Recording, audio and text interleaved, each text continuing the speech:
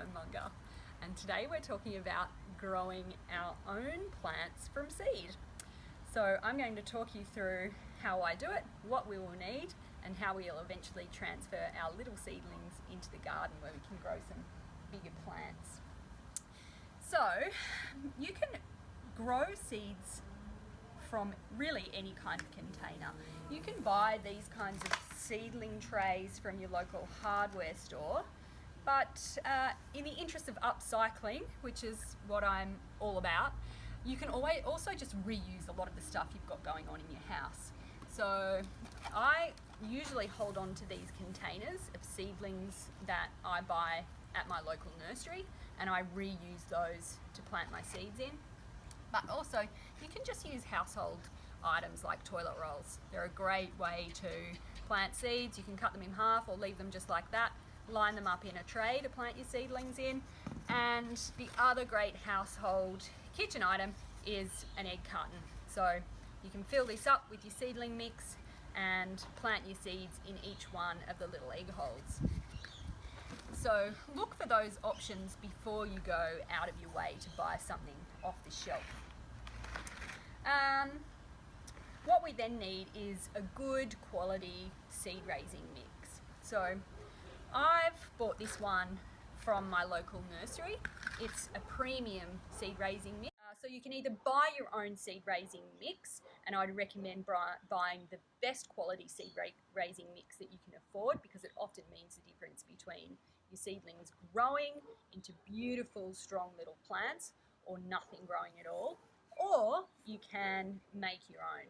So I often make my own with the things that I grow in my garden, and you can watch my YouTube clip on how I put my own seed raising mix together.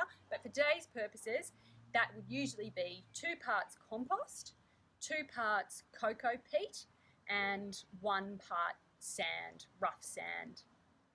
And that makes the perfect ratio of mixture for your seedlings to really thrive and to grow into strong little plants.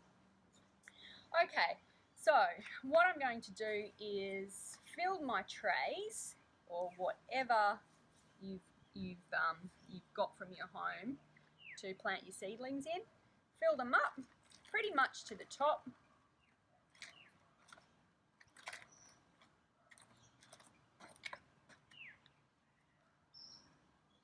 And what I've actually done before filling is just to dampen my store-bought mixture down a little bit, just so it takes the form of your hand when you squeeze it. It doesn't need to be wet, but just moist enough that it's crumbly in your hand and will take a shape if you squeeze it. Once we've got our seed raising mix into our punnets, we're going to plant our seeds. So seeds need to be planted just 2 or 3 times the length of the seed. So we're talking really, really small kind of depths. So what I like to do is just create a tiny divot with my ice cream stick and pop my seeds in there. So just a couple per punnet.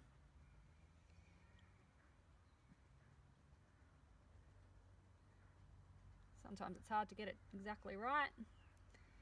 Couple per punnet, and then just gently cover them over. And then what I like to do is actually put a layer of vermiculite over the top of my potting mix.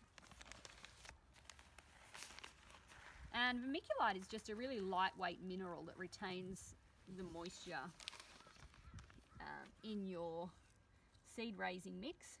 So a nice layer of vermiculite on top of your punnets will just give your seeds a really good start at life.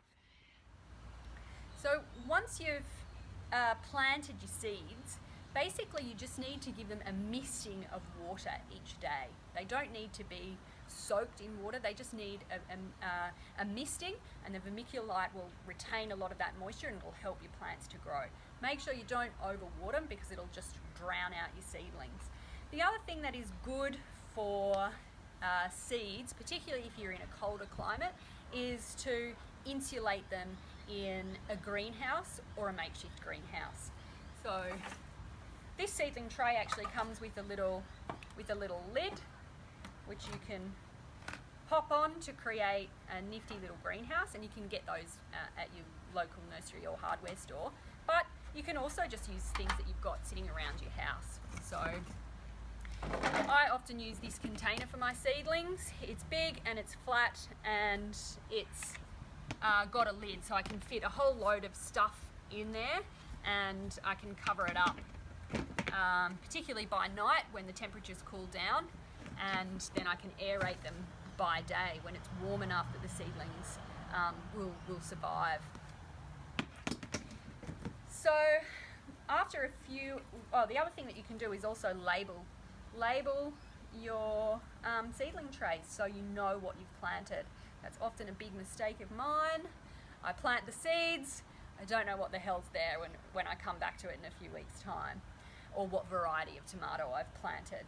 So I hold on to these from kids' ice blocks, and I just write on them with a pen whatever it is that I've planted in each row. It's an easy and sustainable way of keeping track of what you've planted. So once your seedlings have sprouted, it'll take about 3 or 4 weeks, depending on the climate that you're in, for your seedlings to grow their first true set of leaves. So this is a seedling that's about 6 weeks old now.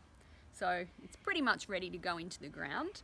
And as you can see, it's got this set of leaves here, and then it's got its first true leaves. So the first true set of leaves are really recognisable as a tomato, and it's when they get their first true set of leaves that you can start thinking about transferring them to your garden beds. And once they've sprung up, you're good to start to make the transition of your seedlings into your garden.